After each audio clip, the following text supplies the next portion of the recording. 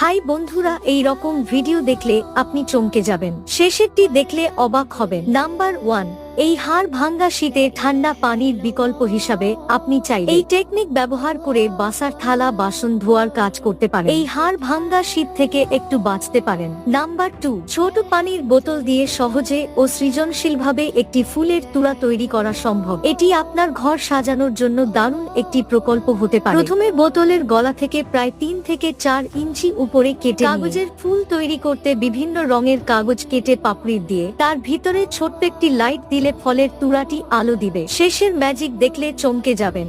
তার আগে এই ছবিটি ভালো লাগলে একটি লাইক এবং চ্যানেলটি যে সাবস্ক্রাইব করবে, আল্লাহ যেন থাকে ওমরা করা তৌফিক দান করেন, আমিন। নাম্বার 3, এই মেয়েটির ম্যাজিক দেখুন। সে অত্যন্ত সুন্দর করে টিস্যু দিয়ে কিভাবে জাদু দেখালো। আসলে জাদু বলতে কিছু নেই, এইগুলো হচ্ছে হাতের খেলা। ভিডিও ভালো লাগলে কমেন্ট করতে